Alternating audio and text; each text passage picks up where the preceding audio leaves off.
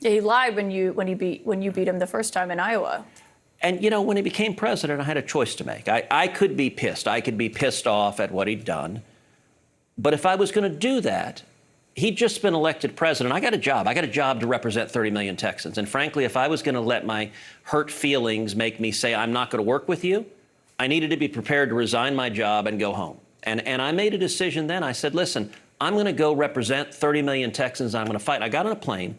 I flew to Trump Tower. I sat down with him, spent 4.5 hours. This is the week after the general election in 2016. And what I told him then, I said, Mr. President, we have an historic situation.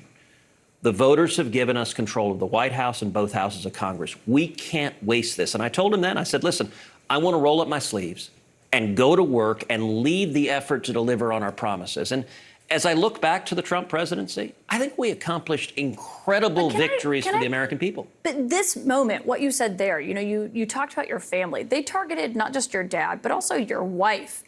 And I think a lot of people sitting at home would say, well, that's pretty cynical. I mean, this is someone who attacked your own members of your family. And what we learned from this testimony is that not only did Donald Trump know about it, he coordinated it. Look, I understand, but I knew then it was lies. It was lies then. But you didn't know Donald Trump himself was coordinating it. Of course I did. I said he did. It was obvious. And at the end of the day, I'm a big boy. And as I said, I could have made a choice. Listen, if I were a private citizen, I could decide my feelings are hurt and I'm just going to leave. But if I do that, I can't do my job. And I care about my job. And I will say, if you look at the people of Texas, under almost any measure, the people of Texas were much, much better when Trump was president than compared to now. You look at, we passed an historic tax cut. I worked very hard with him on that. It produced incredible economic prosperity. We had the lowest unemployment rate in 50 years. Do you think of the tactics that he used to get where he was? I don't like him. I can't stand him.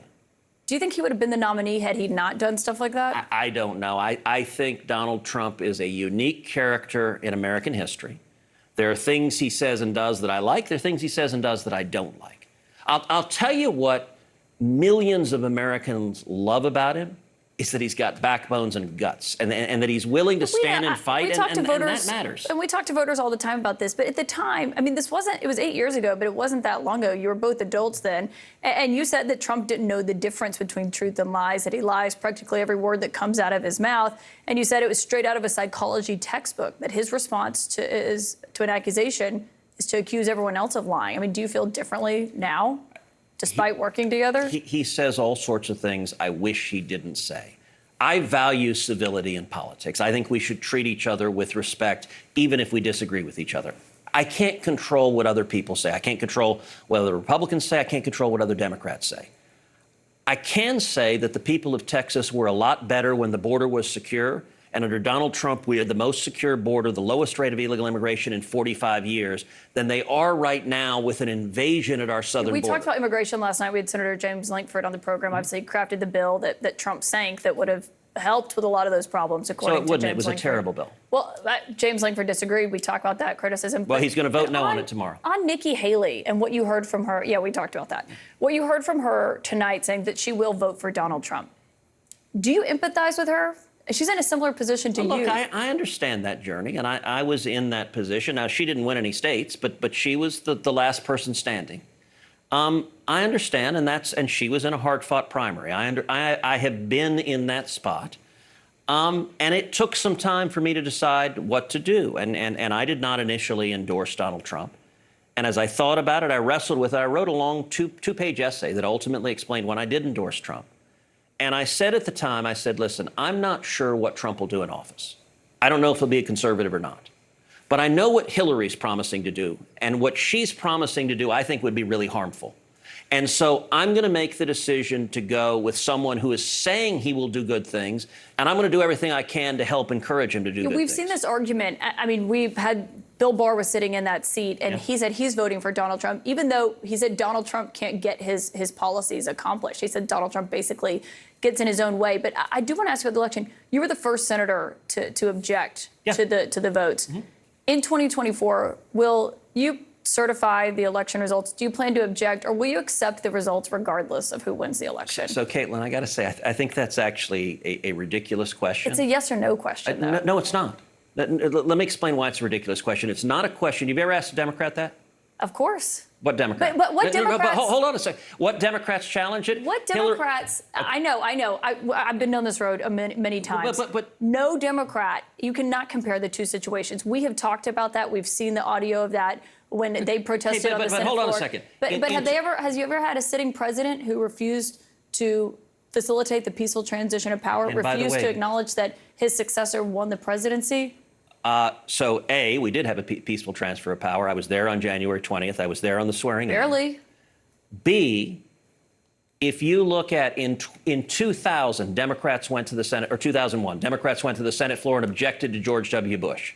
In 2004, they went and objected. And what did the president do? In 2016, Democrats went and objected to Donald Trump. And so... Look, and what happened in 2016? Because I remember a guy named Joe Biden was vice president, and he went to the Senate floor and certified the votes. So do you Am I wrong? So you're asking, will you promise no matter what to agree an election is illegitimate regardless of what happens? And that would be an absurd thing to claim. Like, we have an entire election law system that people challenge elections. Elections get overturned. Voter fraud gets proven. That happens all the time. And the media engages in this weird game post Donald Trump that you insist no voter fraud has ever existed. Why does every state have laws in place to challenge voter fraud if it occurs? The media Why do you have election challenges? This isn't a game. There was no widespread voter fraud. You only ask Republicans that. Because it was Republicans who tried to block the transition of power.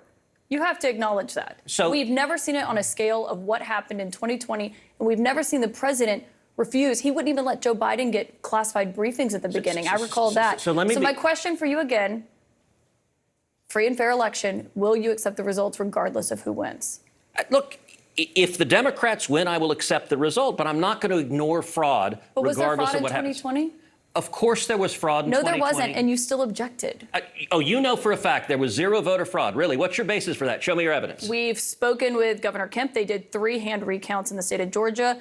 The director of CISA said that it was the safest, most legitimate election. But you're saying zero voter fraud occurred. That's what you just said. Nothing that would have changed the outcome of that Okay, but that's election. a different statement. But no, it's not. Because if yes, it wouldn't it have is. changed You said there was no voter fraud. There was no voter fraud that would have changed the outcome of the election, and you know that, Senator. So what I know is that what I stood on the Senate floor and objected, what I called for, I'll tell you, I wrestled with what to do in that circumstance. And the reason I wrestled with it is because I think there was significant voter fraud in 2020.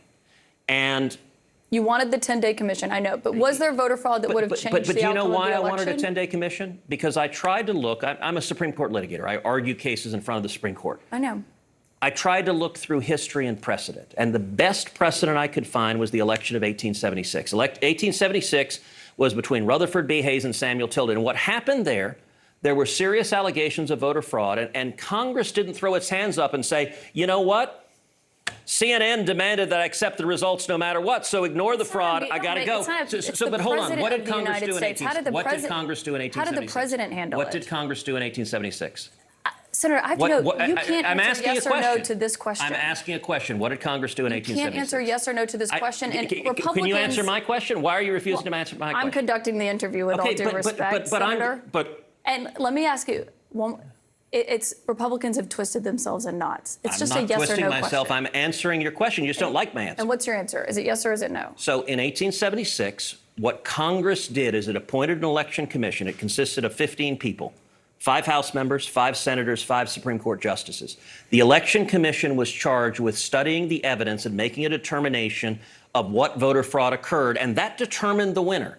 And what I called for in 2020 was to do the same thing, appoint an election commission, and 11 senators joined me. Senator, with all due respect, after it had been thrown out of many courts, after the Attorney General Bill Barr, because there was no basis for those court cases. No, so that's actually Senator, not. With all due respect, you asked me a question. Do you want me to answer it? And you didn't answer the question. Yes, I did. Dozens of court cases were thrown out. Hold on a second. The Attorney General said there was no widespread fraud. You're not clearly answering the question. I want to thank you for that. I'm answering every question.